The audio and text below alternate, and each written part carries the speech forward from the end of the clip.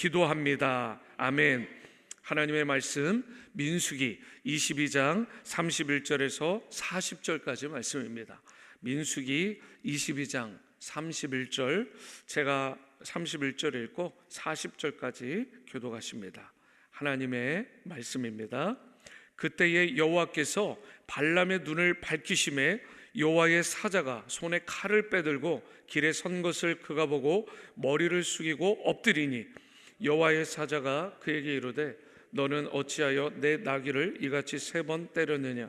보라, 내 앞에서 내 길이 사악함으로 내가 너를 막으려고 나왔더니 나귀가 나를 보고 이같이 3번을 돌이켜 내 앞에서 피하였느니라. 나귀가 만일 돌이켜 나를 피하지 아니하였다면 내가 벌써 너를 죽이고 나귀를 살렸으리라. 발람이 여호와의 사자에게 말하되 내가 범죄하였나이다. 당신이 나를 막으려고 길에 서신 줄을 내가 알지 못하였나이다. 당신이 이를 기뻐하지 아니하시면 나는 돌아가겠나이다. 여호와의 사자가 발람에게 이르되 그 사람들과 함께 가라. 내가 내게 이르는 말만 말할지니라. 발람이 발락의 고관들과 함께 가니라. 발락은 발람이 온다함을 듣고 모압 변경의 끝 아르논 가이에 있는 성읍까지 가서 그를 영접하고 발락은 발람에게 이르되 내가 특별히 사람을 보내어 그대를 부르지 아니하였느냐? 그대가 어찌 내게 오지 아니하였느냐? 내가 어찌 그대를 높여 존귀하게 하지 못하겠느냐? 발람이 발락에게 이르되 내가 오기는 하였으나 무엇을 말할 능력이 있으리까? 하나님이 내 입에 주시는 말씀 그것을 말할 뿐이니이다. 발람이 발락과 동행하여 기럇 후솥에 이르러서는 40절입니다. 발락이 소와 양을 잡아 발람과 그와 함께한 고관들을 대접하였더라. 아멘. 민수기 22장에서 24장에는 이 발람이라는 인물이 나오죠. 그런데 이 사람이 하나님께서 세우신 선지자다, 이렇게 오해하시면 안 됩니다. 이 사람은 원래 메소포타미아 사람입니다. 그리고 술사입니다. 요즘 이야기하면 성경에 보면 박수, 무당, 술사 이런 말이 나오는데 또 무당도 될 수도 있고 그냥 점괘를 치는 그런 사람입니다. 선지는 하는데, 예언은 하긴 하는데 그 역할은 감당하지만 하나님을 위해서 하나님께서 그 영을 부은 그러한 하나님의 선지자는 사실 아닙니다.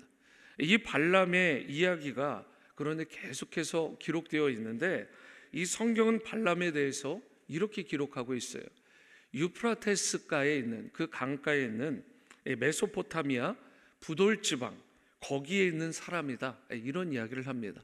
지금 이스라엘 백성은 광야에서 하나님과 함께 지금 가라 하면 가고 서라 하면 서고 이런 일들을 지금 하고 있잖아요. 물론 모압까지 지금 왔지만, 그러니까 이 메소포타미아 부돌 지방에 있는 이 사람은 그냥 술사인 거예요, 술사. 그런데 이 발람은 그래서 계속해서 하나님께서 사인을 주시는데 잘 못 알아듣습니다.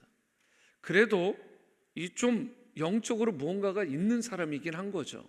나름 능력이 있는 거예요.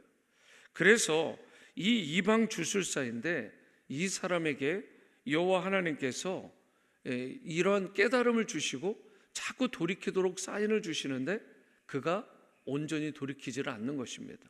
그도 그럴 것이 이 발람에게 있어서 여호와라는 분은 그 여러 민족의 신들 중에 한 명으로 아직까지 여겨지고 있는 거예요. 그러니까 세상을 창조하셨다, 이 정도는 아는데 자신의 구원자로 온전한 주님으로, 주인님으로 이 여호와 하나님만을 섬기는 유일신앙은 이 발람에게 없었던 것입니다. 이 신도 섬기고 저 신도 섬기고, 그러니까 갖다가 붙이는데 지금 하나님의 영이 그에게 임함으로 압도되고 두려운 것은 있지만 아직은 완전한 하나님께서 쓰시는 선지자의 영역까지는 이르지 못한 것입니다. 이 발람은요, 영적인 눈이 어두웠어요. 그러니까 다른 곳에는 굉장히 이 밝은 사람입니다. 머리가 얼마나 비상하고 빠른지, 그리고 모든 부분에 말도 잘해요. 하여튼 그럴싸하게 사람을 현혹할 수 있는 그 혀도 가지고 있는 자입니다. 그런데 하나님이 보실 때는 이 사람이 영적으로 눈이 완전히 멀어 있는 상태입니다. 그도 그럴 것이 여호와의 사자를 그가 보지 못해요. 나귀도 보는데, 짐승도 보는데, 이 사람은 소위 예언을 할 수 있다라는 사람인데도 이 여호와 하나님께서 보내신 여호와의 사자를 보지를 못하는 것입니다. 그 말 못하는 미물에 불과한 나귀도 눈이 밝아져 가지고 여호와의 사자를 봤다고요. 근데 이 발람은 온전히 보지 못한 것입니다. 이게 무엇을 뜻하느냐? 발람이 그만큼 영적으로 눈이 어두워져 있는 거예요. 멀어져 있는 것입니다. 그래서 나귀만도 못한 상태, 그것이 바로 발람의 상태예요. 그런데 오늘 이 본문 31절을 보시면 그때 여호와께서 발람의 눈을 밝히시매라고 말하고 있어요. 그러면서 여호와의 사자가 손에 칼을 빼들고 길에 선 것을 그가 보고는 그제서야 머리를 숙이고 엎드렸다라고 말을 합니다. 굉장히 발람은요, 완고하고 그리고 이 무식하고 그리고 영적으로도 눈이 멀어 있는 자, 모든 부분에 그렇게 좋지는 않은 사람입니다. 그런데 그의 눈을 하나님께서 뜨게 해주시죠. 그래서 그는 나귀 때문에 자신이 3번씩이나 생명을 유지할 수 있었던, 부지할 수 있었던, 그러니까 달리 얘기하면 죽을 고비를 3번이나 이 나귀 덕분에 자기가 얻을 수 있었던, 죽을 고비를 넘길 수 있었던 그 사실을 나중에서 깨닫게 됩니다. 우리 역시 영적인 눈이 떠지는 것이 중요하다는 것입니다. 하나님의 뜻, 하나님의 계획을 온전히 이해하려고 하면 반드시 영적인 눈이 여러분과 저에게 있어서 바르게 떠져야 되는 것입니다. 그리고 영적인 눈으로 우리가 바르게 보기 위해서 필요한 훈련이 무엇이냐? 바로 그것은 무엇보다 말씀과 기도를 통한 훈련입니다. 말씀과 기도를 통해서 하나님의 시각으로 보는 그 눈들이 우리 가운데 훈련되어지고 구비되어야 되는 것입니다. 이 발람의 경우에는 그는 자신의 판단이 항상 절대적으로 옳다라고 하는 그런 잘못된 생각이 있었어요. 이것을 확신했어요. 자기가 지금 하고 있는 것이 맞다, 옳다. 그래서 지금 이 지경까지 이른 것입니다. 그것이 사실은 치명적인 오류가 있는 것인데, 완전하지 못한 것인데, 발람은 자기가 굉장히 괜찮은 사람인 줄, 굉장히 완벽한 사람인 줄 착각하고 있는 거예요. 그러니까 우리 인생들도 마찬가지라는 것입니다. 때로 자신의 생각, 자신의 판단을 지나치게 확신하고 의지해서 교만에 빠질 수 있다는 것입니다. 늘 겸손한 마음과 자세로 우리가 필요한 것은 하나님의 뜻을, 하나님의 계획을, 하나님의 인도하심을 구해야 되는 것입니다.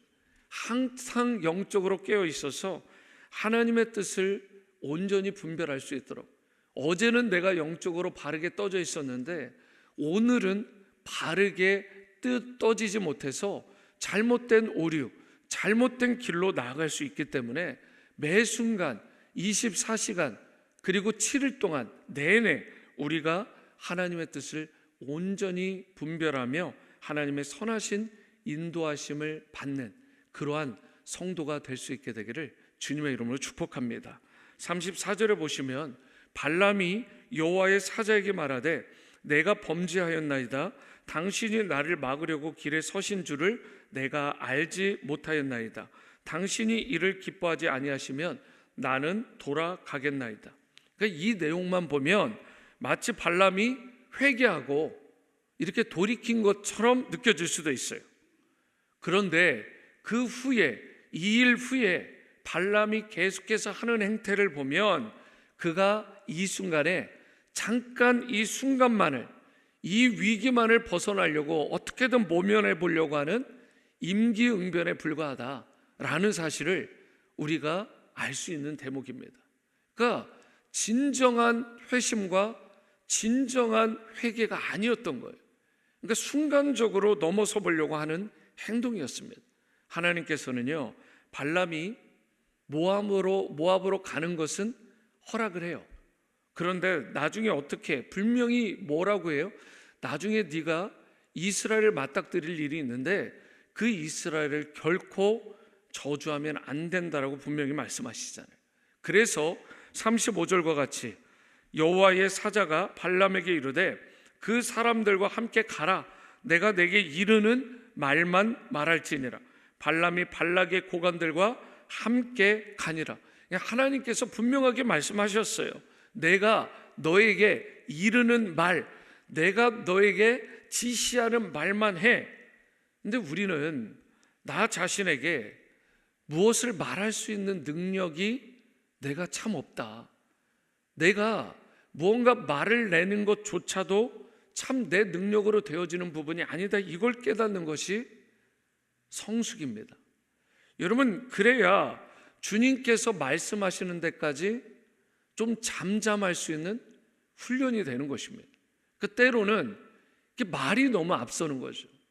내 생각보다, 그리고 무엇보다 하나님의 뜻, 하나님의 그 계획, 나를 향하신, 나를 통해 이루시고자 하는 계획과 뜻보다 내 말이 너무 앞서는 경향이 있다는 것입니다. 그래서 때로 성급한 말로 말미암아 모든 일들을 그르칠 때가 많아요. 그래서 어떤 일이 있을 때 그 일을 더 크게 만들어 버릴 수 있는, 와글와글하게 만들 수 있는 그런 일들이 일어날 수 있는 것입니다. 반면에 신중한 말은 하나님의 지혜를 드러내게 됩니다. 우리는 특히 중요한 결정을 내려야 될 때, 그리고 상황이 몹시 긴박하게 돌아갈 때 서두르기보다는 그러한 때일수록 잠잠히 하나님의 음성을 듣는 시간, 하나님의 음성을 듣는 훈련이 필요합니다. 전도서 5장 2절에도 이렇게 말씀합니다. 너는 하나님 앞에서 함부로 입을 열지 말며 급한 마음으로 말을 내지 말라. 하나님은 하늘에 계시고 너는 땅에 있음이니라. 그런즉 마땅히 말을 적게 할지니라. 우리가 말을 하기 전에 기도하는 습관을 가져야 되고, 그리고 그렇게 기도하는 자에게 하나님께서 향기나는 언어를 우리 모두에게 허락하여 주실 줄로 믿습니다. 그러니까 하여튼 말하는 것은 더디하고 듣기는 속히 해야 되잖아요. 성경에 분명히 적혀 있어요. 그러니까 우리가 그 부분만 제대로 프랙티스를 하면 사실 문제될 게 없습니다. 근데 생각조차 거르지 않고 툭 나오는 말로 사람을 황당하게 만들고 아프게 하고 비방하고 심지어 교회를 어지럽히는 경우도 있습니다. 그러니까 자기도 알게 모르게 무심코, 그래서 우리가 기도할 때 뭐라고 해요? 알고 지은 죄, 모르고 지은 죄를 다 주님의 보혈로 맑게 씻어달라고. 근데 모르고 지은 죄가 그렇게 많은 거예요. 왜냐하면 생각조차 안 하고 자꾸 거르지 않고 말을 하니까. 근데 상대는 너무 아픈 거예요. 너무 힘든 거예요. 저와 여러분들이 이 훈련을 잘 했으면 좋겠습니다. 주님의 높으심을 우리가 철저히 인정하고, 나에게 마땅히 내가 입을 좀 닫고 그 귀는 주님께 활짝 열어서 주님께서 들려주시는 그 내용대로 그 영적인 말들을 잘 전할 수 있는 여러분과 제가 될 수 있게 되기를 소망합니다. 우리 교회의 모토, 비전 가운데 하나가 뭐예요? 라이프 기빙. 그리고 그 일의 핵심 중에 하나는 언어입니다. 여러분, 말로써 생명을 주는 거예요. 그래서 말로써 그 죽어가는 사람도 회복시키고요, 말로써 복음이 전해지고 말로써 모든 역사들이 일어나는 것입니다. 그러므로 여러분과 제가 이러한 언어에 있어서 하나님의 말씀을 들은 후에 할 수 있는 그런 성숙한 하나님의 사람들이 될 수 있게 되기를 축복합니다. 톰 행크스가 주연한 영화로 그레이하운드가 있어요. 그런데 2차 세계대전 당시에 대서양을 항해하는 연합군의 여러 군함들이 있었는데 독일의 잠수함이죠. 저도 이걸 실제 이 모델을 본 적이 있는데 유보트라고 합니다. 이 독일의 잠수함을 유보트라고 하는데 유보트가 어마어마하게 파워풀했어요. 그러니까 독일군의 이 연합군의 군함들이 속수무책이었습니다. 그러던 중에 그때 처음으로 연합군의 함장이 된 어니스트 크라우스라는 사람이 있어요. 그 사람이 그레이하운드라는 군함을 몰게 되었는데, 그때 이 유보트, 독일 잠수함을 계속해서 침몰시키고 전쟁 물자를 호송하는 그 연합군 선박들을 잘 지켜내는 그 역할들을 이 어니스트가 하게 됩니다. 결국은 이 영화가 실화를 바탕으로 한 것인데, 제가 드리고자 하는 말은 이 부분이에요. 그 장면의 첫 부분에 어떤 부분이 나오냐면, 함장 어니스트가요, 큐티를 해요. 콰이어트 타임을 갖습니다. 하나님의 말씀을 가지고 기도하는 장면이 나와요. 과연 대단하죠? 그리고 그는 위기 때마다 하나님께 기도합니다. 그리고 그에게 위기가 닥쳤을 때 뒤쪽에서 하나님의 그런 천사가 돕는 듯한 그런 모습들을, 형상들을 영화에 자주 보여줘요. 여러분, 얼마나 대단합니까? 위기가 올 때 다른 누군가를 찾고 의지하는 게 아니라, 군함을 의지하고 군대를 의지하는 게 아니라, 자신의 능력이 아니라 하나님 앞에 무릎 꿇는 사람, 그리고 그 인생을 통해서 하나님께서 놀라운 자유와 회복과 승리의 새 역사를 쓰게 하신 것입니다. 우리의 힘과 승리의 비결은 다른 게 아닙니다. 바로 우리의 기도의 무릎에 있는 줄로 믿습니다. 콰이어트 타임을 갖는 것, 이게 아무것도 아닌 것 같지만, 이게 일주일이 쌓이고 한 달이 쌓이고 1년 365일이 쌓이고 10년 3650일이 쌓이면, 여러분, 그 자체로 엄청난 파워를, 하나님의 음성 듣는 훈련이 제대로 될 수 있게 되는 것입니다. 오늘 이 새벽 기도나 큐티는 하나님의 음성을 듣는 시간입니다. 내가 아뢰을 것을 하나님께 말씀드리는 것도 귀한 것이지만, 잠잠히, 무엇보다 조용히 잠잠히 하나님의 나를 향하신, 하나님의 우리를 향하신 그 음성, 그 말씀을 듣는 시간이야말로 기도의 가장 최고봉인 줄로 믿으시기 바랍니다. 우리가 큐티할 때, 감사함으로 기도할 때, 그때 하나님의 평강이, 하나님의 그 샬롬이 우리를 압도하시는 것입니다. 우리의 마음과 생각과 지각을 지켜주시고 가장 선한 길로, 완전한 길로 인도해 주시는 것입니다. 혹시라도 여러분들 가운데 어떠한 문제로 인해, 관계의 문제들로 인해 가슴 졸이고 숨쉬기조차 어려운 시간을 보내고 계신 분이, 현장에 나오신 분이나 온라인으로 드시는 분의 중에 있다면, 그러한 때일수록 감사함으로 기도하시되, 여러분과 제가 구한 것에 더 넘치도록 채우시는 그 주님의 음성을 풍성히 누리실 수 있게 되기를 바랍니다. 하나님의 뜻을 따르는 길과 세상의 길을 따르는 이 두 길은 완전히 다른 것입니다. 자신의 욕심을 버리지 못해서 결국 발락과 동행하며 이리저리 흔들리면서, 발람의 그렇게 그 악함이 있었는데 그 길을 여러분과 제가 버릴 수 있게 되기를 바라고, 눈앞에 당장의 이익이 아니라 하나님의 뜻을 온전히 구하는 여러분과 제가 될 수 있게 되기를 바랍니다. 날마다 바른 길을 선택하고 바른 열매를 맺어서 주님의 칭찬을 듣고 주님의 기쁨이 되는 모든 지구촌 성도님들 다 되실 수 있게 되기를 주님의 이름으로 축원합니다. 기도하십니다.